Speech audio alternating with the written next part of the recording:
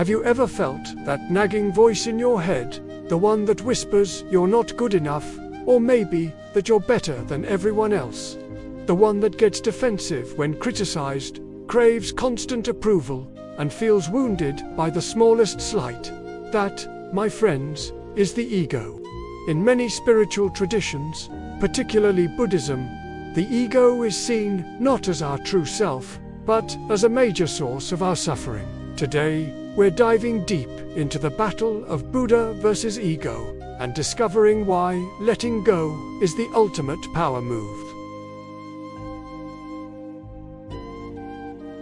It's not about being arrogant or having a big head, though that's part of it. The ego is the constructed self, the story we tell ourselves about who we are.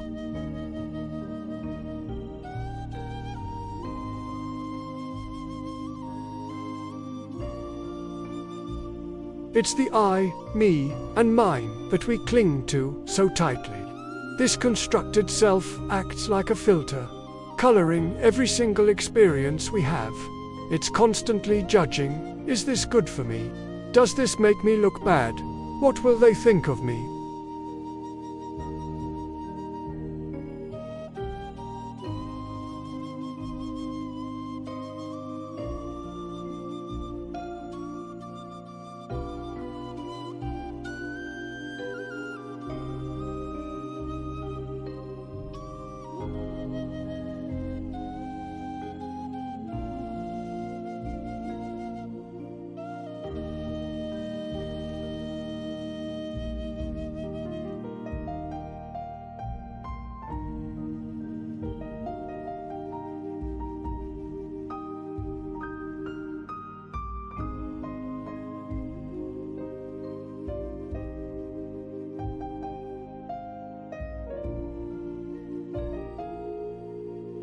The Buddha taught that our attachment to this false sense of self is the primary cause of dukkha, a term often translated as suffering, but it's more like a deep, underlying dissatisfaction with life.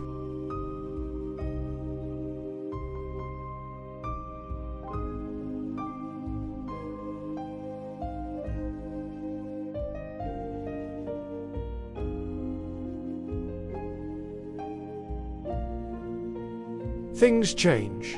We can't always get what we want. And so, the ego is constantly in a state of struggle, a battle it can never win. Letting go of the ego sounds terrifying, doesn't it? It feels like self-alienation. Who would I be without my ego? But here's the paradox. Letting go of the ego doesn't mean you disappear.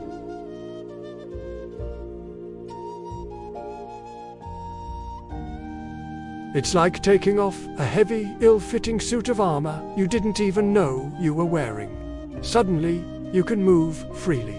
You can breathe. When the ego dissolves, what's left? Awareness.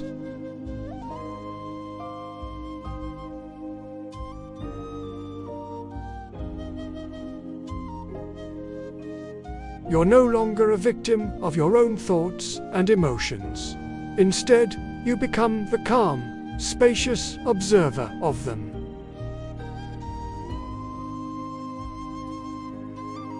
It's simply, there is a feeling of anger present, and just as it arises, it passes away, without hooking you into a long, dramatic story. This is where true strength is found.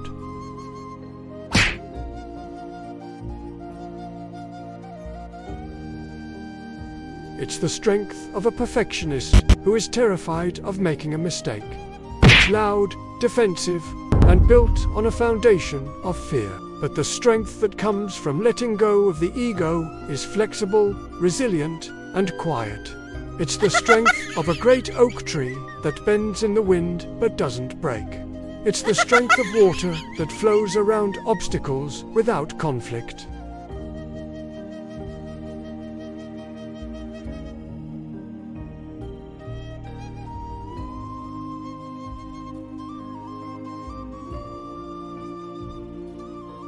You can celebrate the success of others without feeling envy, because their success doesn't diminish you in any way.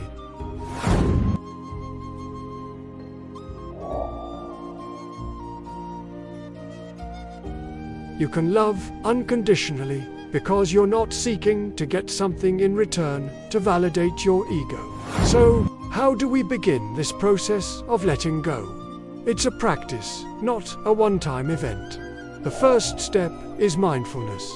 Start by simply observing your thoughts and feelings without judgment.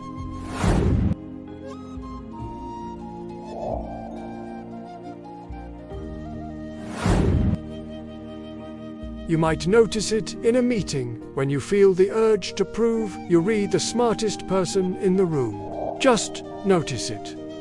There's the ego again. Don't fight it, don't judge it. Just see it for what it is. A pattern of thought, not your true self. Meditation is a powerful tool for this. By sitting in stillness and focusing on your breath, you create a space between you and your thoughts.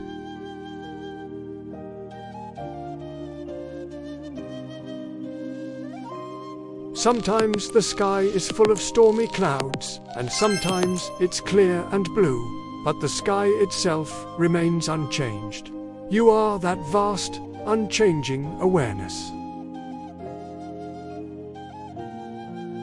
Deliberately do things that challenge your ego. Let someone else be right, even if you know a better way. Do a task that you feel is beneath you. Listen to someone's opinion without formulating your rebuttal. These small acts chip away at the ego's dominance. It's also about cultivating compassion, both for yourself and for others. When you see your own ego causing you to suffer, have compassion for yourself. When you see someone else acting out from their ego, being arrogant, defensive, or cruel, try to see the fear and insecurity underneath it. This doesn't mean you condone their behavior, but it allows you to respond with wisdom and compassion instead of reacting with your own ego. Letting go of the ego is the journey from being a prisoner of your own mind to being the master of it. It's the shift from a life of struggle and fear to a life of freedom, peace, and authentic connection. It is the ultimate expression of strength, not through force, but through surrender. You lose a fragile, false identity, and in its place, you gain the entire universe. Thank you for joining me on this exploration today. If this resonated with you, let me know your thoughts in the comments.